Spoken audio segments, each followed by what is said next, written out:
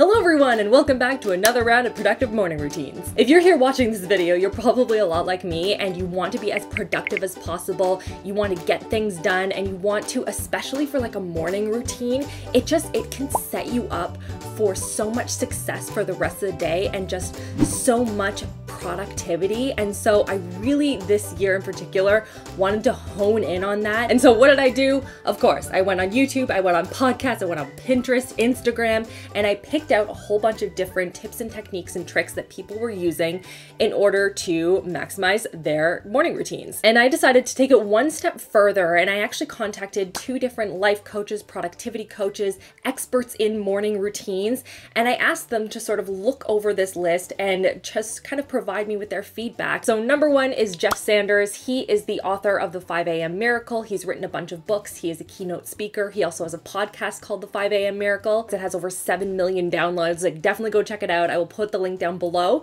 And then the expert number 2 is Claire Kumar, and she is an executive coach. She is someone that has a lot of experience in helping people to maximize their entire routine, their day, and make sure that they are balancing everything in their life to its fullest potential. So I'm gonna walk you guys through a morning. We're gonna show you guys what it was like for me. I'm gonna share with you what I liked, what I didn't like, what the expert said, what I found online. And I also made a little playlist because I love these type of videos. I'll link at the end of the video for you if you're interested in watching that. It has a whole bunch of some videos that I found to be personally just very motivating. So you can check that out too. And while we're here, make sure you click on the thumbs up button and click on the notification bell as well if you don't want to miss out on new videos. Really means a lot to me. Thank you so much. And without further ado, let's get into this. Before we get into the 5:30 a.m. start time, let's work back to the night before. Setting yourself up for success the night before is so important. So I made Julia's lunch the night before, set out her outfit. I was gonna set out my outfit, and then I realized I was just filming, and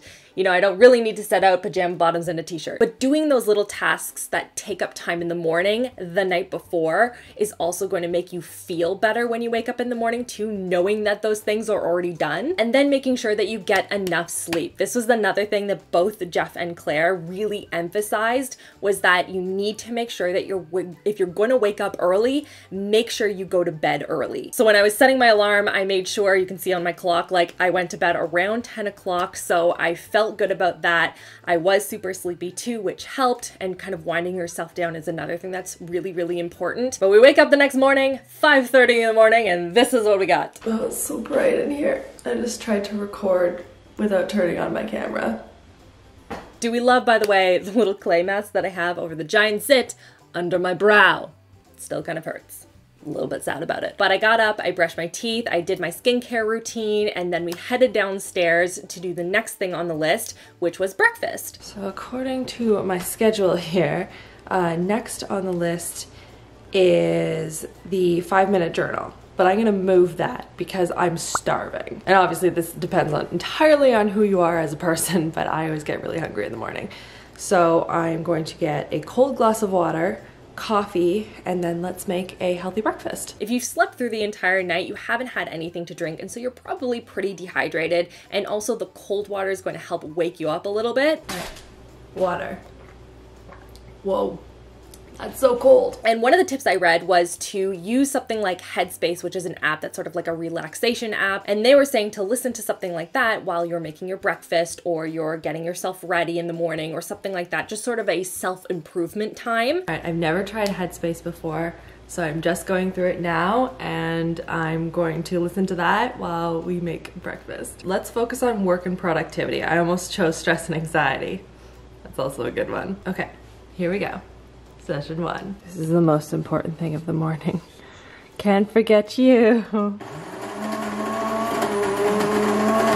Best sound ever. Okay, I'm feeling like I can't listen to this and also attempt to make coffee and, you know, make my breakfast and everything like this, because this is requiring like deep breaths and all these different actions and things that I need to do. I'm too new to this, guys. So what I decided to do instead was to listen to some motivational YouTube videos, whether it's, I don't know, some podcasts or audiobooks, something that you can kind of listen to while you get yourself ready, that has some good tips and tricks in it, something that is going to give you that encouragement to continue forward. And I really liked that. I enjoyed that a lot. So while I eat this, I'm going to practice the art of the 5-minute journal.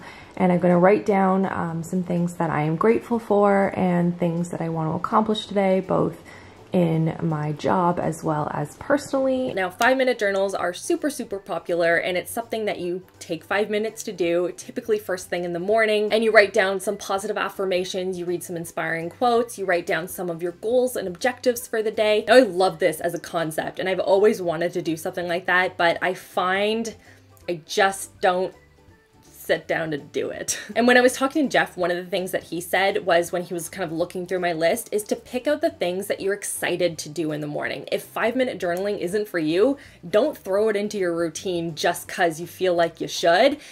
Try it out, see if it's something you can get yourself into, or adjust it to make it something that you're excited about doing.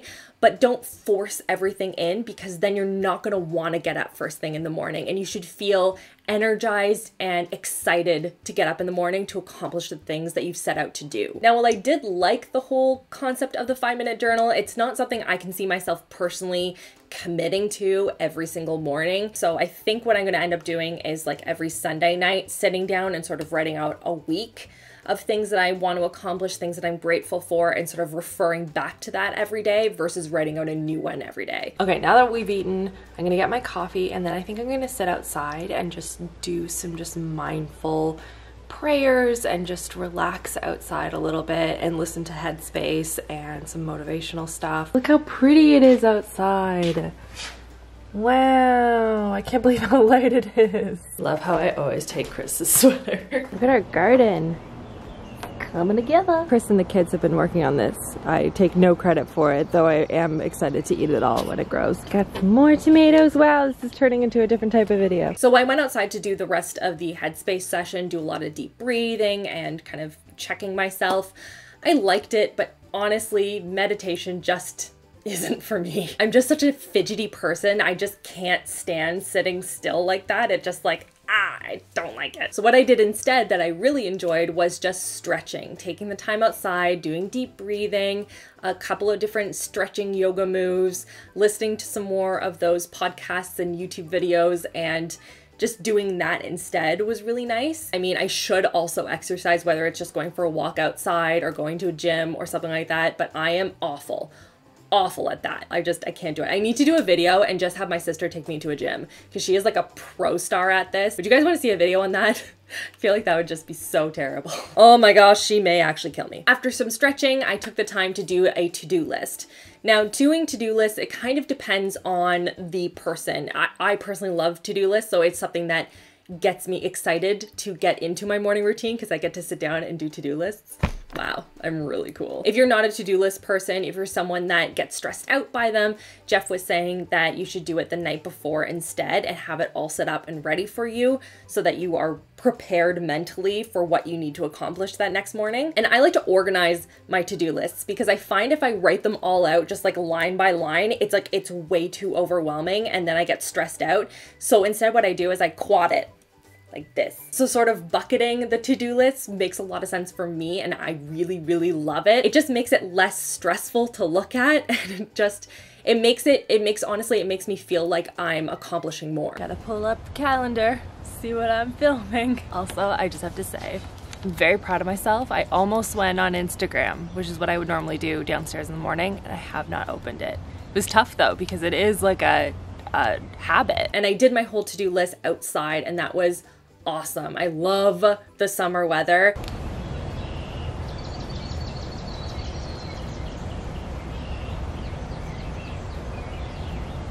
think it's a pretty good list. And now on to actually tackling the to-do list, especially if it's a long one, like where do you start? And the experts were saying to start with a task that is the most cumbersome, the one that you're least looking forward to, because just even, you don't have to finish it, but just even making a dent in it, setting yourself a time limit for it, say 10 minutes doing X, something that you're not looking forward to. They call it like, I think it's swallowing the frog. Is that what it's called? Swallowing the frog? Did I just make that up? Just front loading that task first sort of gets that anxiety out of the way of dealing with it, and you've already tackled it, it's done for the day, and then you can move on to the rest. So for me, when I'm stressed out and when I see my to-do list, the first thing I want to do is clean. I don't know why. Welcome to the world of Rachel. But I decided instead, because I had a video that was sort of I was a little overwhelmed with. I wasn't sure how I wanted to edit it yet. It actually went up on Thursday on my Rach Loves channel. If you want to go and check it out. I was kind of putting it off and I needed to stop. So that was the first thing I did. Okay, now that I'm up here, actually, I think what I'm gonna do is I'm going to practice the art of delegating. I'm trying to be quiet because Julie's sleeping on the other side of that wall. So one thing that I struggle with is delegating. I'm such a control freak. I want to get everything done myself. And so I think what I'm gonna do is I'm going to delegate the kitchen to Chris and have him work on that while I do some editing until the kiddos wake up. And it's something that Chris is on me about doing anyway. Like, he's just like, delegate, you need to like take things off of your plate. So things like that, as sort of taking things off of my plate to focus on the things that only I can do, is really important. So I got into editing, I got a bunch of it done. I got a good like half-hour chunk done before Julia woke up. Hey guys, Julia is awake. I just heard her calling. One of the things that the life coaches were saying is to dedicate some time every morning to doing something for someone else, because not only does it make them feel good, but it makes you feel good. So I'm gonna go in and hang out with Julia for a little bit, and she always likes to like spend some time in the morning if we can, and like we pretend bake a cake and just get ready and take our time. She doesn't like to be rushed, and then we'll get back to work. So whether it's making their favorite breakfast, your kid's favorite breakfast, or snuggling with loved ones, calling a friend or family member, that's just setting you up for a good headspace to continue on with the day, and I loved that. So let's break it down a little bit. My favorite things that I did in the morning and things I'm going to be continuing to do moving forward. Number one, doing those tasks that take up a lot of time in the morning, like making the lunches, pulling out the kids' clothes. Absolutely will be doing that again in the evenings when I can, because it did make such a difference knowing, like, walking down the stairs, I'm like, oh, I don't have to make lunches. I liked waking up early. I don't think every day I'm gonna be waking up at 5:30, but I really am gonna make a concerted effort to doing so. Just waking up an hour and a half earlier than I would normally have to has made a big difference in my mood, in my energy level, surprisingly. You'd think I'd be more tired, but I'm not. I've only had one coffee today. Uno. Are you so proud of me? I also really like stretching outside, listening to those motivational YouTube videos, podcasts, things like that, that really put me in a good mental frame of mind. So I'm gonna be definitely continuing to do that. I really like doing my least appealing task first.